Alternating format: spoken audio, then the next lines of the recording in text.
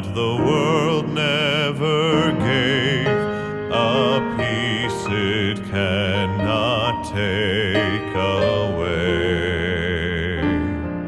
Though the trials of life may surround like a cloud, I've a peace that has come there to stay.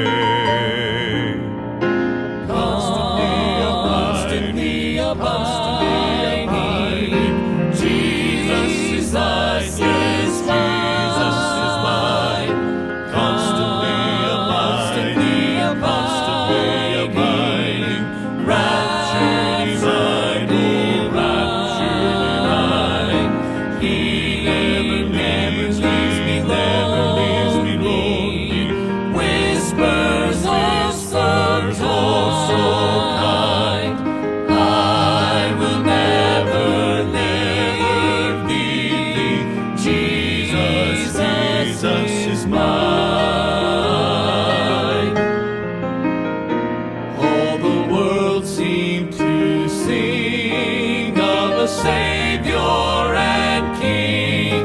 when peace sweetly came to my heart, Troubles all fled away, and my night turned to day. Blessed Jesus, how glorious thou art. Constantly abiding, Jesus is thine, yes, Jesus is mine. Constantly abiding, rapture divine, oh, rapture divine. He never leaves me lonely. Whispers of sorrow so kind, I will never leave thee. Jesus is mine. He never leaves me lonely. Whispers of sorrow so kind, I will never leave thee. Jesus is mine.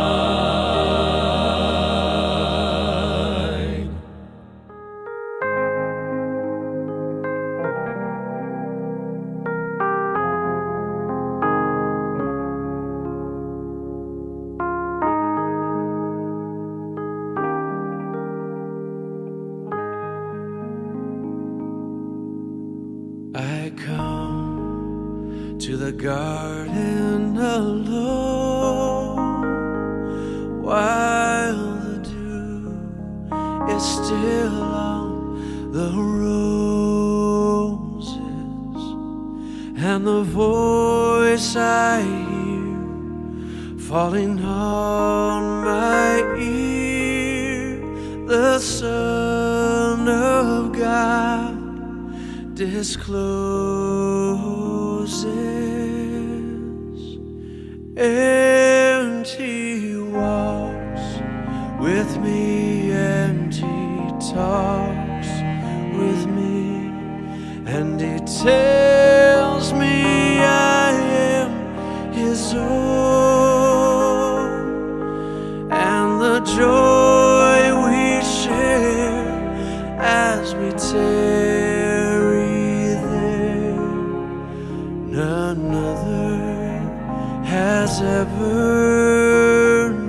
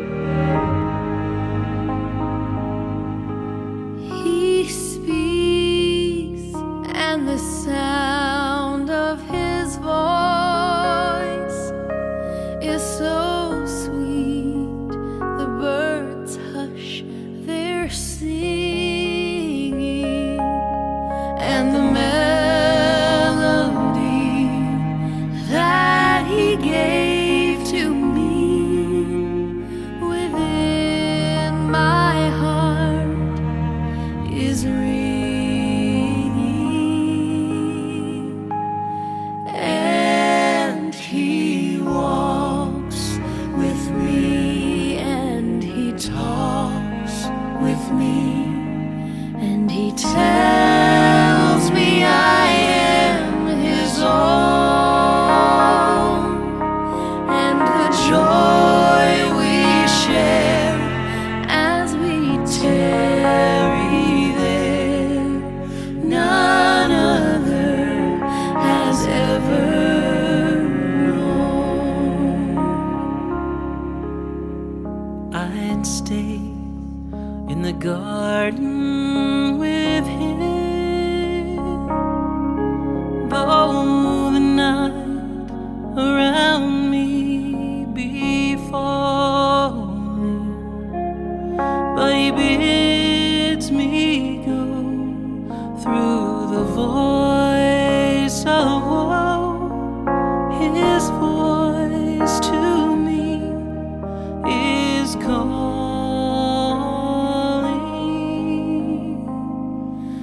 and He walks with me, and He talks with me, and He tells me I am His own, and the joy we share as we tarry there, none other has ever known. And the joy we share as we tarry there, none other has ever known.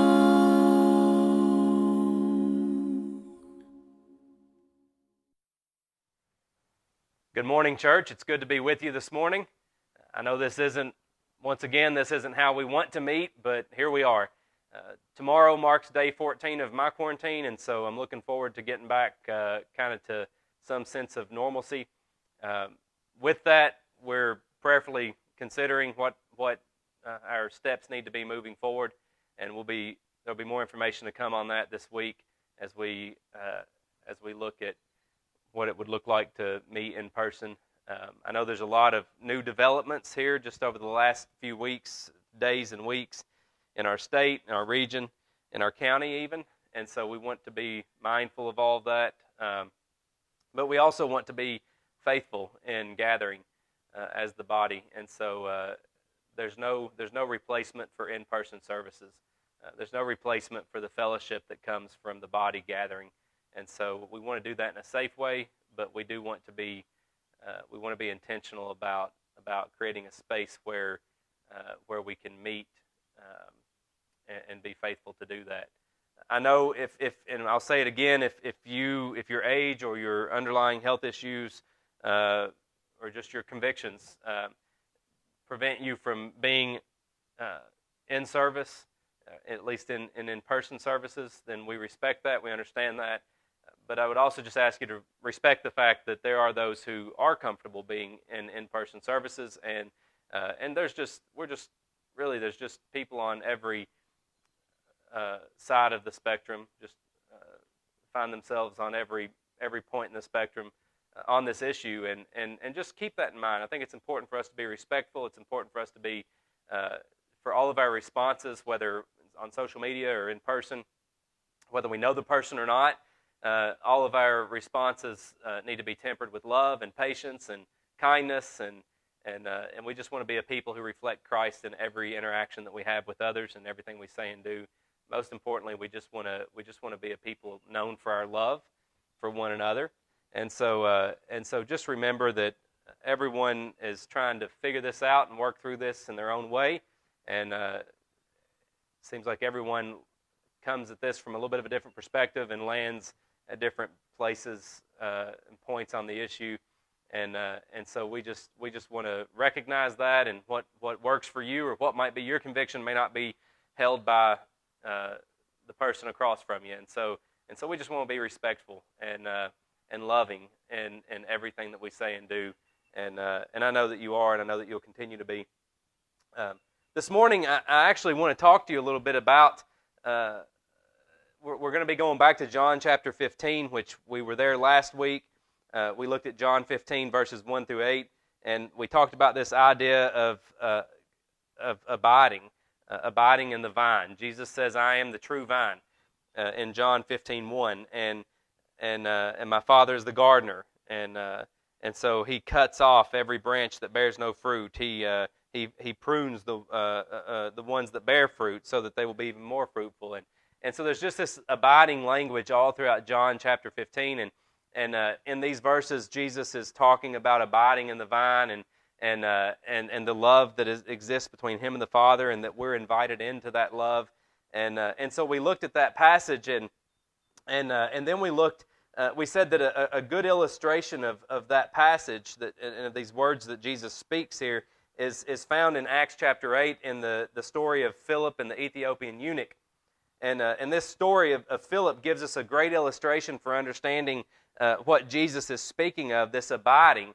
Philip is so in tune with the Spirit of God. He abides in such a way in the presence of God that when God says get up and go, Philip just obeys. He just automatically moves in the direction that God calls him to move. And obviously his is not the only illustration in Scripture of this type of abiding lifestyle, but it is a powerful one, because you see how God is able to move and how He's able to bring redemption to this Ethiopian man as a result of Philip's faithful obedience.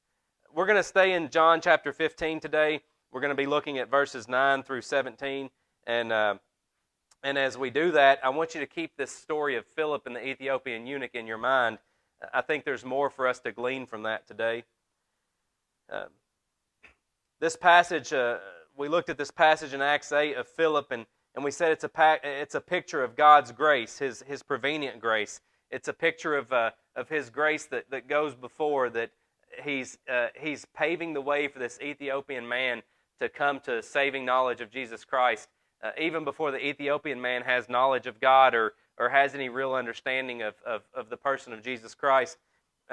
Maybe some limited knowledge of God, but virtually no understanding, it seems, of the person of Jesus Christ.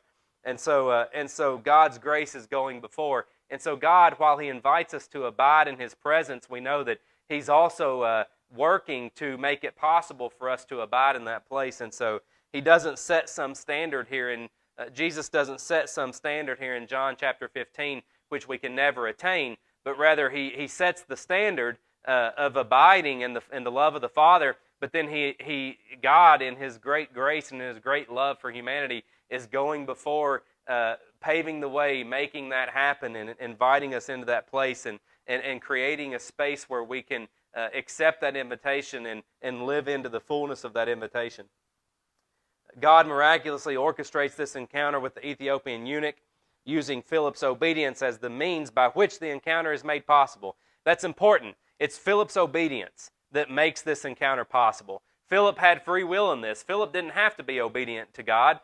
Philip could have lived his life concerned with many other things, and he would not have had to been obedient. He could have heard the voice of God and been distracted by everything else that was going on around him, or been distracted by his own desires or his own plans for where he thought he might have been going. But he didn't do that. He lives in such a way that he's sensitive to the voice of God, and then he's obedient to the voice of God. And it's his obedience that becomes the means by which this encounter between God and the Ethiopian man is made possible. Imagine being the Ethiopian eunuch. How much must God love you? We said, just put yourself in His shoes for a second. You're a pagan individual reading and studying the writings and prophecies of the Old Testament prophet Isaiah, and God sends one of His faithful servants with specific instructions on finding you. This faithful servant explains the scriptures you're reading and gives the added context of recent events about the life, death, burial, and resurrection of the man Jesus Christ, the Son of God. The faithful servant can explain the purpose of the life and work of Jesus Christ, that mankind, a pagan Ethiopian individual included, may be restored to the relationship with their Creator for which they were created. It's a beautiful story, and that kind of recaps for us really what's taken place here. But keep that in mind. Keep that whole passage in mind, that story in mind, as we look a little bit further at John chapter 15, and as we start in verse 9 and begin to look at what Jesus says about obedience. I I think if you look at these two passages side by side, you get Jesus' words and his instruction on obedience, but then you see that carried out in the life of Philip. And you see how the implications that his obedience has for this Ethiopian man, that he comes to a saving knowledge of Jesus Christ. It's a beautiful story. And so keep that story in mind as we look at John chapter 15. Remember, Jesus tells us in John 14, I am the way, the truth, and the life. No man comes to the Father except through me. And we said that this message, it didn't stop when Christ spoke these words. We see in Philip's encounter with the Ethiopian that a great offer of grace, that God is continually delivering his message to his creation in countless ways and countless means that we might believe and place our hope and faith in him. We said that just as Jesus spoke the words in John 14, I am the way, the truth, and the life, and just as we see him continuing to speak that truth and continuing to reveal himself as the way, the truth, and the life to the Ethiopian eunuch through Philip, the faithful servant, we said that in those same ways God is at work today. Jesus continues to be the way, the truth, and the life. God continues to offer the way, the truth, and the life to each and every one of us as we walk through this life. Jesus, he wasn't just a man who existed 2,000 plus years ago to offer us the way, the truth, and the life. He's not just a historical figure that we look to. He certainly is that, but he's more than that. He exists. He's present. He desires to walk with us today. He's a very real presence in our lives and in our world today.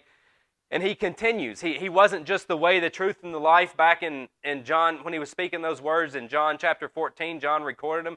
But he continues to offer himself as the way, the truth, and the life today. Jesus stands ready in your life today, offering himself as the way, the truth, and the life. Now that's important because there are a lot of other factors around us, and in many ways the culture around us and the world around us, the enemy is at work to offer us a different way, a different truth, a different life, things that look like the way, that look like the truth, that look like the life, that in reality are nothing but one big lie, but the enemy can present them as the way, the truth, and the life. But Jesus stands here saying, I am the way, the truth, and the life. And the only way that you're going to find the way, truth, and life is through me, through the person of Jesus Christ. And so Jesus continues to stand ready, inviting us into his presence and offering himself to us. God is always speaking.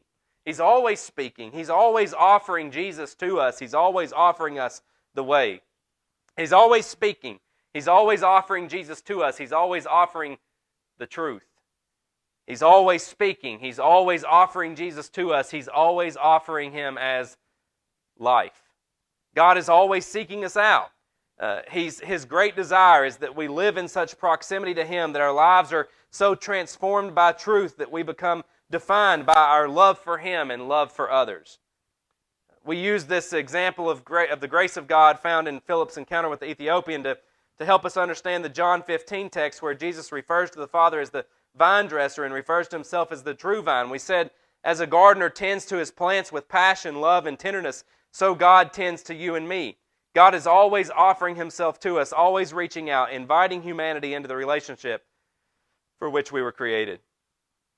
And so in John 15, we see that God is offering himself to us. He's offering to us the way, the truth, and the life. He's offering to us the true vine, Jesus, the one in whom we find life, in whom we find sustenance, the one who, if he says, if we will abide in him, he will abide in us, and we will produce fruit as we abide in him.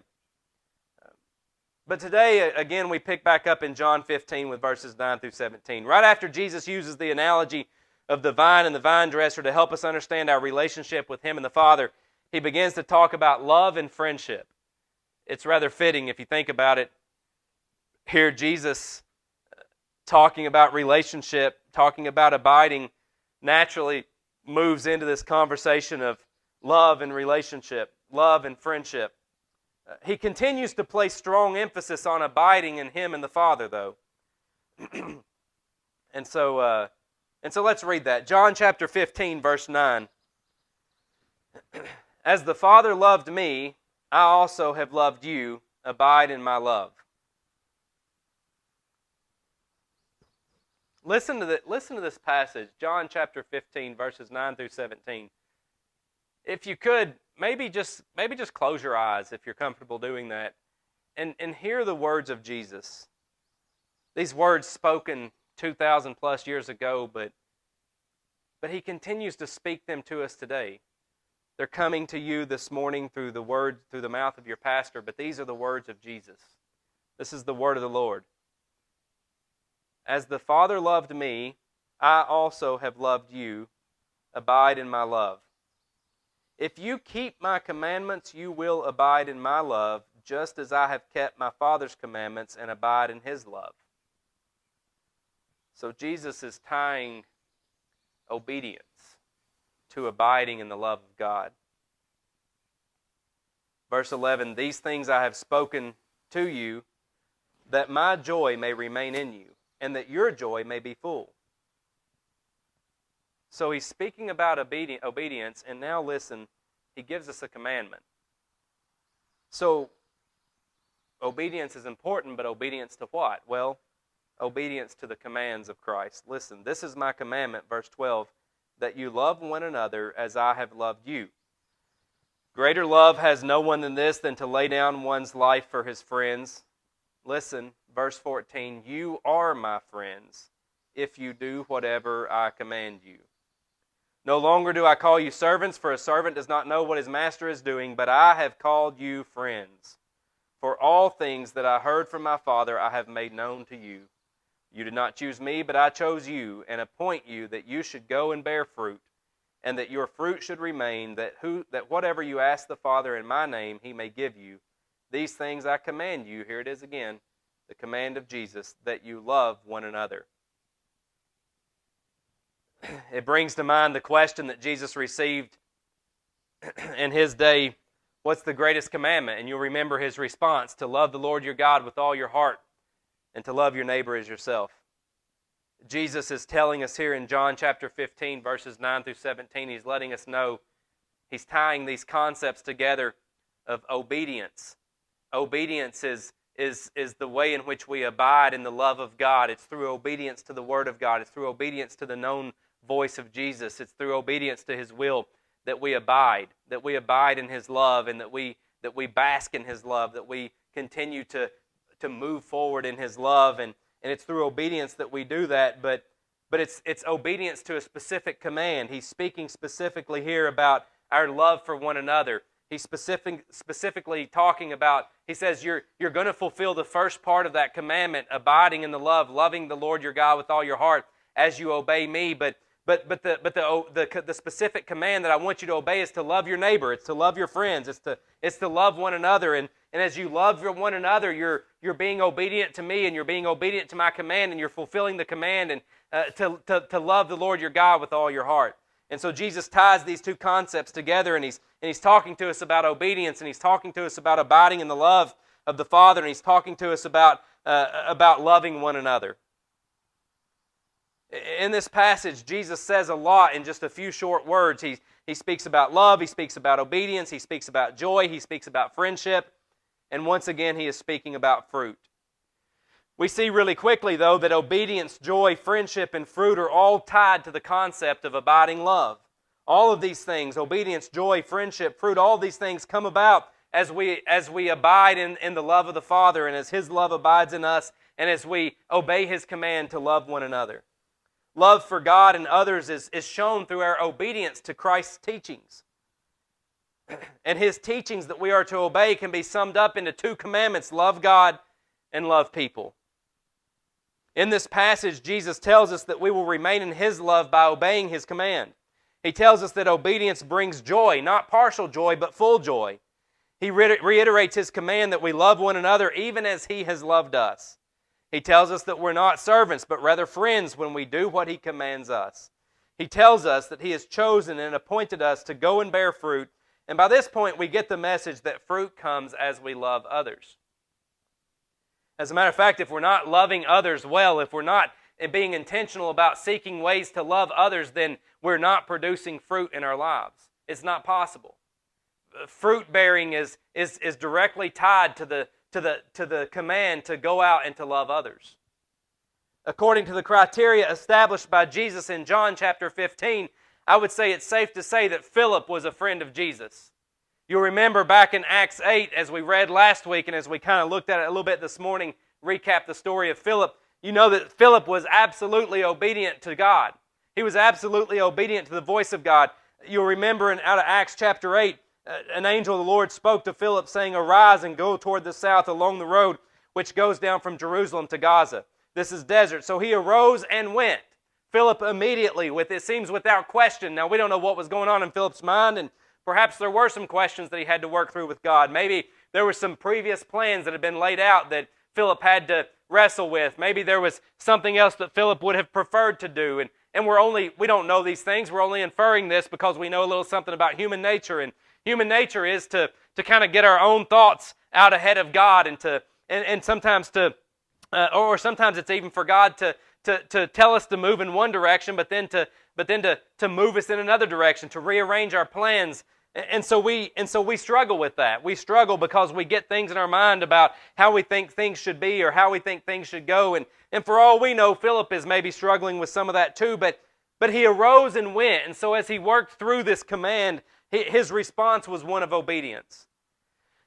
He went to the place where God sent him, and he encounters this Ethiopian man, and he hears him reading from the prophet Isaiah, and he asks him, "Do you understand what you are reading?" And the man says, "How can I unless someone guides me?" And he invited Philip up to sit with him, and so Philip begins to explain to him what it is that he's reading, and he begins to explain that this section that he's reading in Isaiah is a prophecy about the coming Messiah, about the man Jesus Christ, and Philip begins to preach Jesus to him, and the Ethiopian man, he believes, and they come up on a body of water, and he wants to be baptized. He asks, "What hinders me from being baptized?" And Philip says, "If you believe with all your heart, you may." And he said, "I believe that Jesus Christ is the Son of God."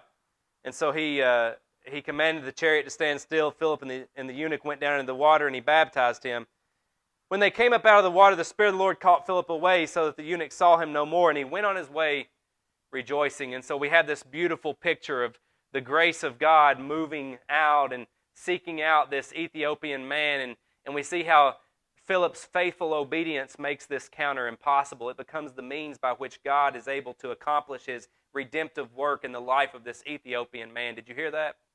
It's the faithful obedience of the servant that makes God's redemptive work in the life of this man possible. It's the redemptive work of the servant, of the faithful servant, the obedient servant, that makes the redemptive work of God possible. It's your faithful obedience as you listen to God, as you hear His voice, and as you respond in obedience, as you hear the command of Jesus in John chapter 15 to go out and love your neighbor, and as you obey that command, it's your faithful obedience that brings the redemptive power of God to bear on the circumstances, on the situation, on the circumstances of your life and on the circumstances of your neighbor's life. It's your faithful obedience that brings God's presence, that invites His presence and makes His presence possible in the lives of those around you as you love your neighbor, as you obey the command of Christ to love your neighbor. It's your faithful obedience that makes the redemptive power of God possible in the lives of those around you. Philip was absolutely a friend of God. According to the criteria set forth in John chapter 15, there's no question that Philip was obedient and that he pleased the Father, that he abided in the love of the Father, and that he loved this Ethiopian man well. And by the way, Philip, as far as we know, he didn't have any connections to this Ethiopian man. This was a stranger to him. And yet Philip understood that this was his neighbor. This was the man who God had placed in his path. This was the individual who God had placed in his path. And he understood that God's love for this man, for this Ethiopian man, was so significant, so powerful that this man stood in need of hearing the good news of Jesus Christ. And Philip understood, because he abided in the love of the Father and because he was obedient to the command of Christ to love his fellow man, he understood that by loving this man, by sharing the good news with him, by telling him about Jesus Christ, that he was loving him with the love of God, that he was loving him well. Philip's obedience made this encounter between God and the Ethiopian man possible. Philip's obedience introduced a man to God. Philip's obedience enlarged the kingdom of heaven. Philip's obedience changed the face of eternity. Can you imagine as Philip entered into heaven, and as the Ethiopian man entered into heaven, at whatever point that was, that as they entered into the presence of the Lord, can you imagine the reunion that must have taken place? Can you imagine the joy that must have been present between Philip and this Ethiopian man? The brotherhood, the joy that must have been present as they were reunited. Philip was taken up by the Spirit of the Lord, and as far as we know, he never encountered this Ethiopian man again. But can you imagine the joy as they were reunited in heaven, the joy of knowing that it was through Philip's faithful obedience that God was able to bring His redemptive plan to bear in the life of the Ethiopian man, that it was because of his obedience that the Ethiopian man made heaven his eternal home. You and I will one day meet this Ethiopian man and we'll see the results of Philip's obedience. And because of this obedience, Philip is called a friend of Jesus. Think about that for a second. What implications does that have for us? It begs the question, if obedience is the prerequisite, if obedience is the prerequisite, if it's the requirement, if it's what is necessary, if obedience is what is necessary to qualify for friendship with Jesus, does Jesus call us friends? Does Jesus call you a friend today? Can Jesus call you a friend just as He called Philip a friend? Can Jesus call you a friend because of your obedience to faithfully love your neighbor, to faithfully love those around you? It's easy to love our family, for the most part. Some of us may struggle with that at times. Depends on the family, I guess. We better stop there. It's easy to love our family. It's easy to love those who love us. It's easy to love the ones who are lovable.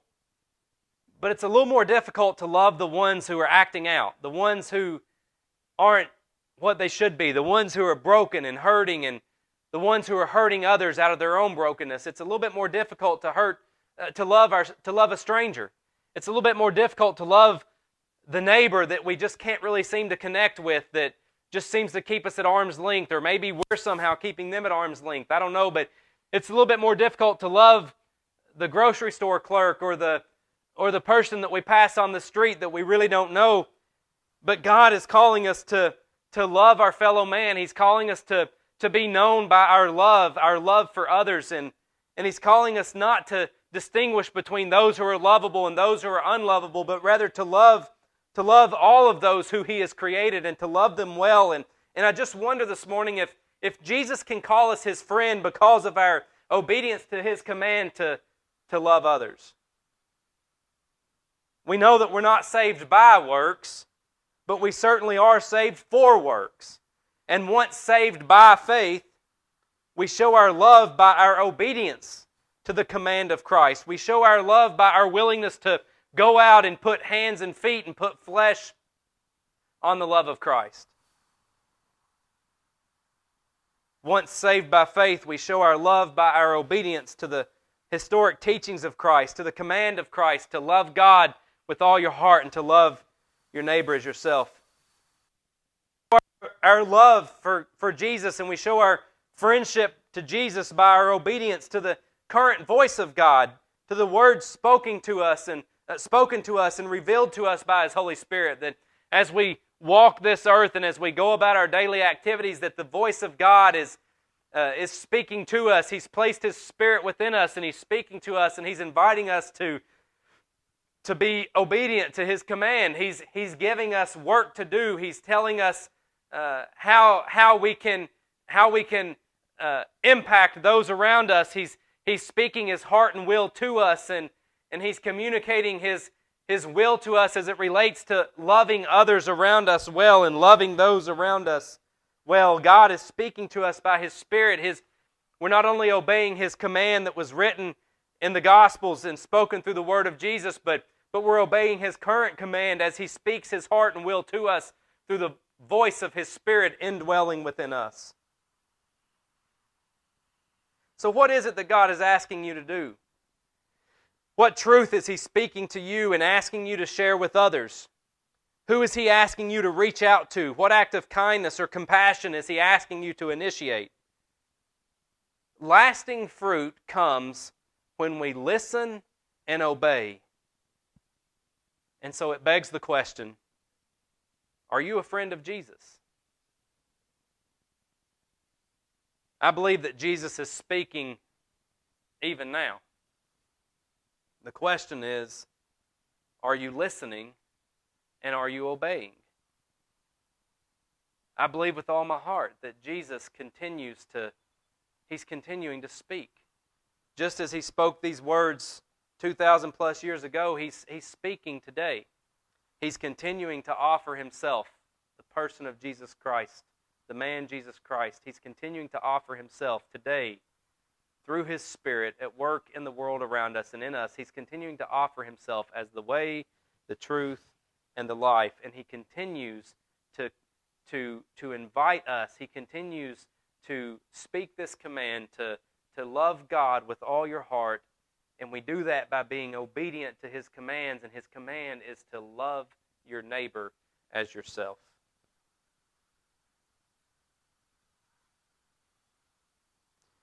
You are my friends if you do what I command. Are you a friend of Jesus?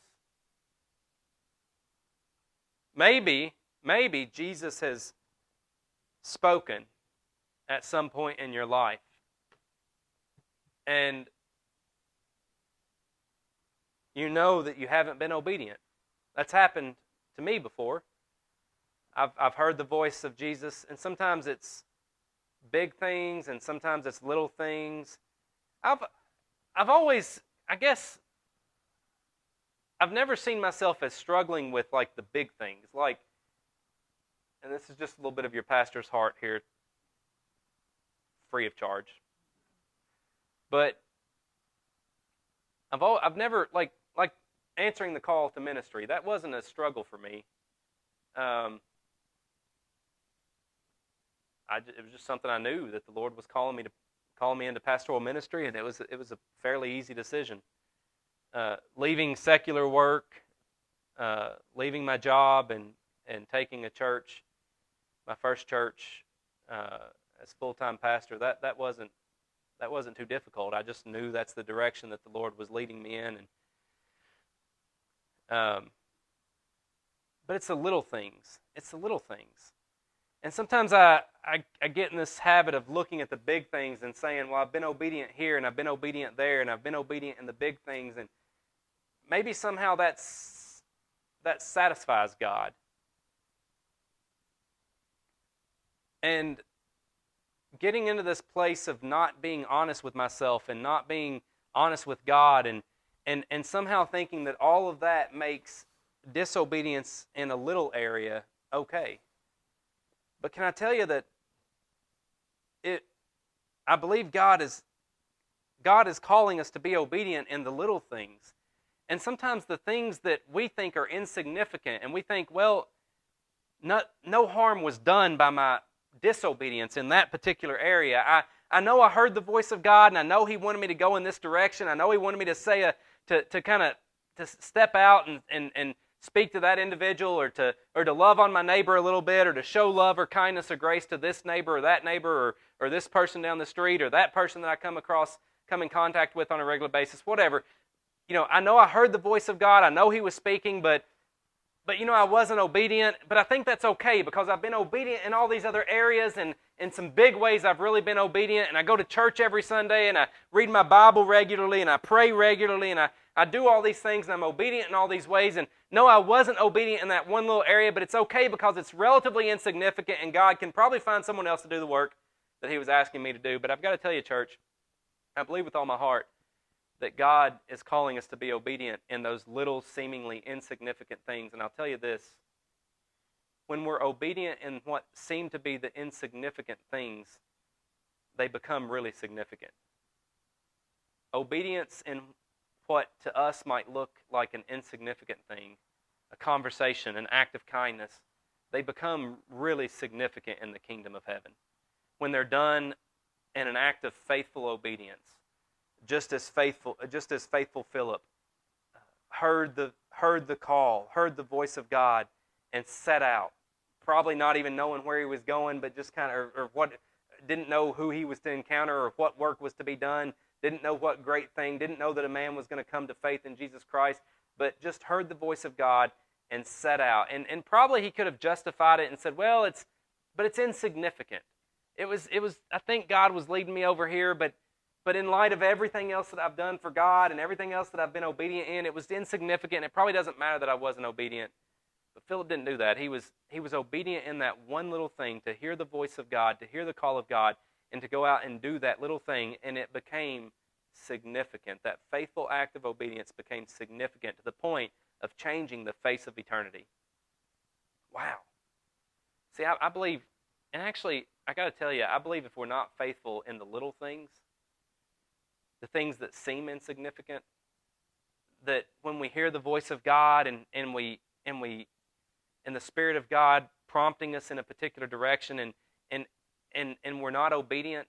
Now, I'll tell you this, we don't need to beat ourselves up. We don't need to stay there and beat ourselves up. Countless times I've heard the voice of God and felt prompted to move in a particular direction and just didn't obey, didn't talk myself out of it, or became busy or distracted and just didn't do what I felt God. And God doesn't beat me up over that, but He will always bring me back to that place. He'll always bring that opportunity back around. Maybe not the same opportunity, maybe not, but in His sovereignty, He'll always bring an opportunity back around for me to be obedient in that little thing that I was disobedient in. See, I think God really cares about our obedience in the small, seemingly insignificant things in life.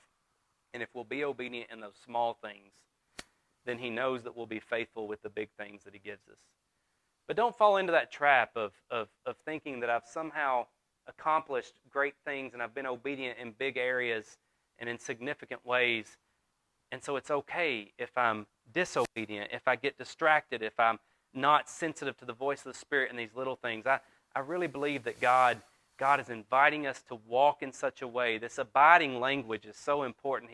He's inviting us to walk in such a way that we abide in His love and that we respond in love, in loving, faithful obedience to His voice, that when He speaks and when He makes His will known, whether it's a small thing or a big thing, that we respond in loving obedience, and that as we do that, it has significant impact on the kingdom. Can I invite you this morning, church, to just practice a lifestyle of obedience to the still small voice of God, whatever that might look like. But I will tell you this, it will always involve loving your neighbor as yourself. That is the command. John 15, Jesus speaks those words so clearly. He invites us to love one another. And so in this really difficult, trying time when opinions are everywhere and social media has made it possible for everybody to have a platform to share their opinion, and where there's so much distrust of one another and of government and political figures, and where there's so much distrust and where there's so much anxiety and so much frustration in this day that we're living in, where there's so much opportunity for division, can I please just encourage you? With all that I am, can I encourage you to love one another? To just be intentional about loving one another as yourself. And I think when Jesus spoke these words, He knew that life was going to get tough. He knew that there'd be days where politics would divide and social issues would divide. And yet, in the kingdom of God, we live according to a different set of rules. And Jesus says, if you're going to love me, and if you're going to be called my friend, you're going to obey my commandment. And my command to you is this: love your neighbor as yourself. So church, this week, how are you going to love your neighbor? How is God calling you? What's He saying to you? How is God calling you to love your neighbor as yourself this week? Pray with me. Jesus, thank you for this time together. Jesus, thank you for this word that you've spoken, found in the Gospel of John, chapter 15. These beautiful words of life that you've given us. Lord, help us to live into them. Help us to be obedient. Help us to find ways to love those around us and to love them well. May we not look for opportunity for division. and dissension, but instead, Lord, may we be a people of the kingdom who look for opportunity to love those who, Lord, maybe this week you want us to love someone that we don't even necessarily agree with. What would that look like, Jesus? How, as Monticello Church the Nazarene, how could we love someone this week that we don't even necessarily agree with? Maybe it's someone in the church. Maybe it's someone in our community. Maybe this week we have a real issue with a political figure, and we just need to sit down and write a letter. Will it get to them? I don't know, but maybe we just need to sit down for our own good and write a letter and say, I don't agree with this, and this, but I just want you to know this week that I love you, and I'm praying for you, and I recognize the great weight that you're carrying, and I recognize the value of what you're adding to our society and leading in these ways. And even though I might not agree with everything, I just want you to know that I'm praying for you. Lord, I don't know what that might look like, but Jesus, this week, what are some tangible things that you could lead us into?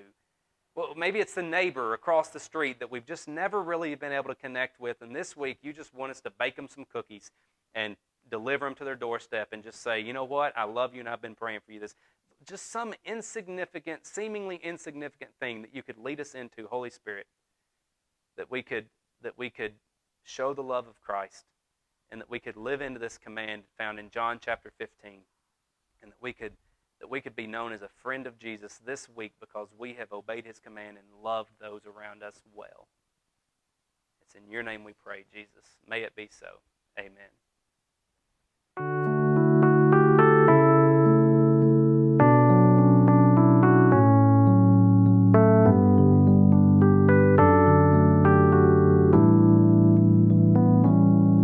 When we walk with the Lord in the light of his word, what a glory he sheds on our way. While we do his good will, he abides with us still, and with all who will trust and obey. Trust and obey, for there's no other way to be happy in Jesus but to trust and obey.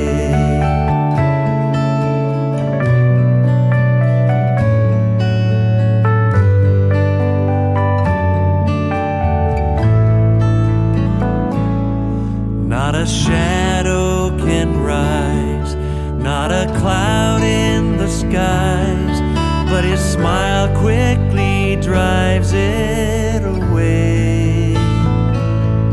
Not a doubt nor a fear, not a sign nor a tear can abide while we trust and obey.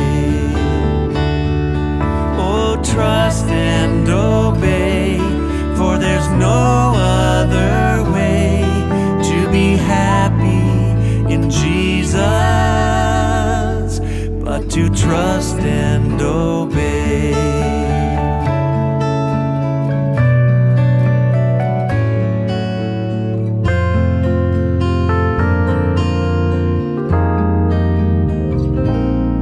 Then in fellowship sweet we will sit at his feet, or we'll walk by his side in the way.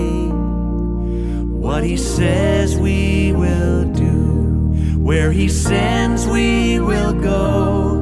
Never fear, only trust and obey. Trust and obey, for there's no other way to be happy in Jesus but to trust and obey. Oh, trust and obey, for there's no other way to be happy in Jesus but to trust and obey. And 'tis so sweet to trust in Jesus just to take him at his word, just to rest upon his promise, just to know thus saith the Lord. Jesus